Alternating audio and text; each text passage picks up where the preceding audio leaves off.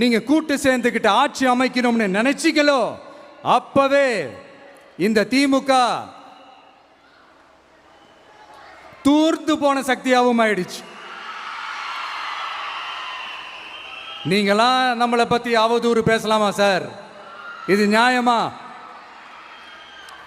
மக்களை இவ்வளவு பெரிய மக்கள் சக்தி நம்மளோடு இருக்கும் போது நமக்கு எதுக்கு வேற அரசியல்?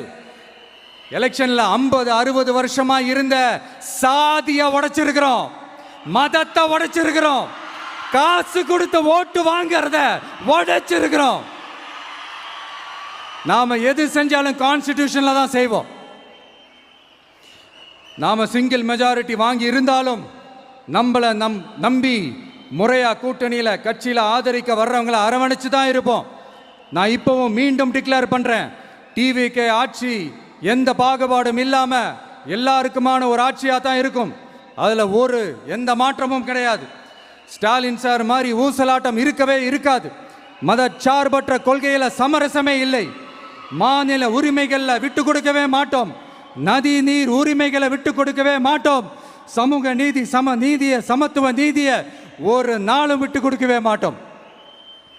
அதனால திருச்சி கிழக்கு தொகுதி மக்களே, தமிழ்நாட்டில் இருக்கிற 234 தொகுதியும் நம்ம தொகுதி தான். அதுல எந்த கட்சி ஜெயிச்சிருந்தாலும் அது நம்ம தொகுதி தான். பெரம்பூரா இருக்கட்டும், திருச்சி கிழக்கா இருக்கட்டும், எனக்கு 2 கண்கள் மாதிரி. அதுலயும் திருச்சி கிழக்கு என் செல்ல புள்ள மாதிரி.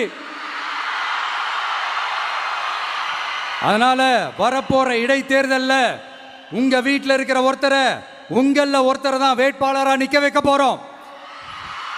நீங்க எப்படி இந்த விஜய்க்கு ஆதரவு கொடுத்து ஓட்டு போட்டு ஜெயிக்க வச்சீங்களோ அதே மாதிரி வரப்போற இடைத்தேர்தல்ல உங்களுடைய அந்த வேட்பாளரையும் ஜெயிக்க வைப்பீங்கன்ற அந்த ஒரு நம்பிக்கை நான் முழுமையாக தான் நம்புறேன்.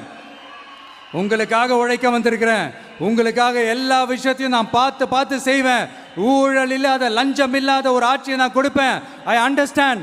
ஒரே நாள் அது நடக்காததான், மேஜிக் இல்லை. பட் ஒரு நாள் அதை நான் நடக்க வைப்பேன். எனக்கு இப்ப வேற எந்த வேலையும் இல்லை உங்களுக்காக உழைக்கிறத தவிர. என் கடன் இனி என் மக்களுக்கு பணி செய்து கிடைப்பதே. மீண்டும் என்னை ஜெயிக்க வச்ச தமிழக மக்களுக்கும் திருச்சி கிழக்கு தொகுதி மக்களுக்கும் மீண்டும் என்னுடைய நன்றியை தெரிவிச்சுக்கிட்டு கான்பிடென்டா இருங்க, நல்லதே நடக்கும், வெற்றி நிச்சயம். மீண்டும் சந்திக்கும் வரை நன்றி, வணக்கம்.